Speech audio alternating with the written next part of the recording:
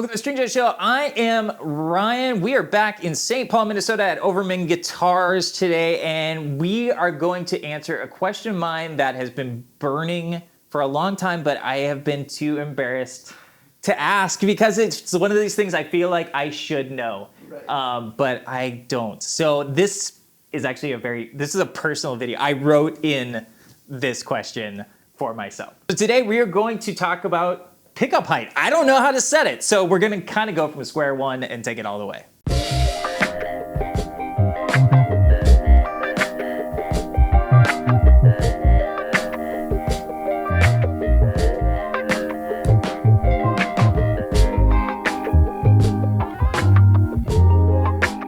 Pickup height.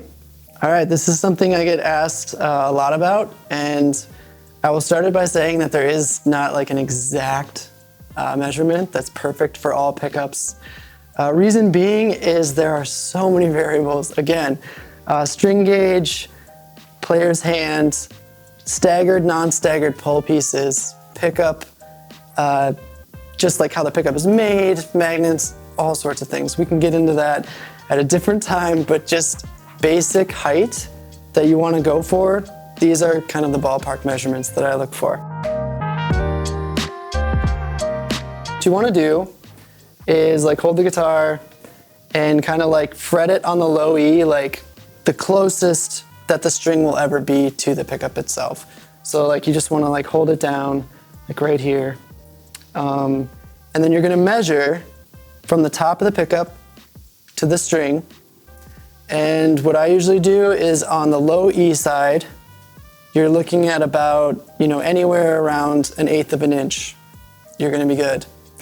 Conversely, on the high E side, anything around 1/16 of an inch from the top of the pickup to the bottom of the string. You should be okay. Another thing to think about is like, this guitar has 3 pickups, for instance. Which pickup is the hottest? So like, if these are in the 7K range and this is like a crazy hot rodded 12K pickup, you're not going to set this, at the same dimensions as the other 2. You're gonna set to the hottest pickup.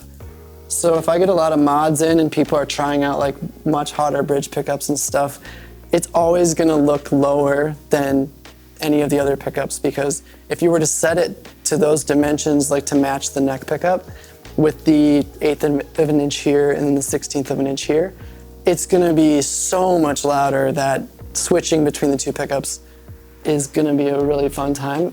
If that's what you're going for, that's great. But yeah, so I would say, like, for starters, if you know the output ranges of your pickups, set your heights to the loudest pickup. It's just a general rule of thumb. It's an easy thing to follow.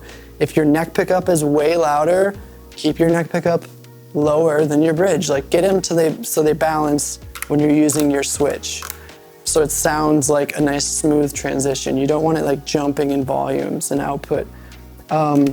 If they're all similar in their output, then for sure, like, do what I'm doing here and start with 1/8 of an inch on the low E and about 1/16 of an inch on the high E.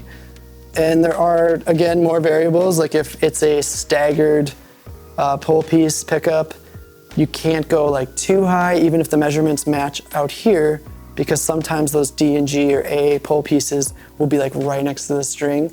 You don't want your pickups too close to the string, because they can actually pull on the strings and affect intonation and sound. Sometimes if you're like really heavy-handed and you play a lot of like chuggy sounds, they'll rattle on top of the pickup and that'll sound bad. But if they are too low, it's gonna sound like a weak pickup. It's not gonna be picking up the strings as it should. So yeah, I think that's kind of the best place to start, is like holding your low E down, like up top, measuring 1/8 of an inch here, and then holding your high E down up top, measuring 1/16 of an inch there. And if it sounds good when you're switching it, you're great. If it sounds unbalanced still and like the neck is really hot and the middle is kind of low but the bridge is hot, feel free to adjust these and like dial it into your tastes. with the measurements of an 1/8 here and a 1/16 here, they're always going to be slightly angled where the pickup is higher on the treble side. That's totally normal to see. So you're not doing anything wrong if they're not completely flush or, with the body. But yeah, I always follow like go with the pickup that has the highest output first and kind of just go with that. At the end of the day, the most important factor of all this is you and your taste. If you're lowering your pickups like very low, they might sound brighter. If you're bringing them up higher, they're gonna sound a little muddier, beefier. But it's honestly like what sounds good to you, like what sound you're going for. Yeah, as long as you're happy with the output and how they sound together, that's kind of the most important thing here. But yeah, I would say start with those general measurements, work towards the one with the higher output, and find your happy place. That's like one of many things in life where it's like, why did I wait so long to ask this question? And I'm glad that I finally know a little bit more about this than I did going into it, and I feel a little bit more confident going forward with my own pickups. As always, thank you, Wyatt, for your time and your expertise and making us all a little bit smarter. And until next time, we will see you when we see you.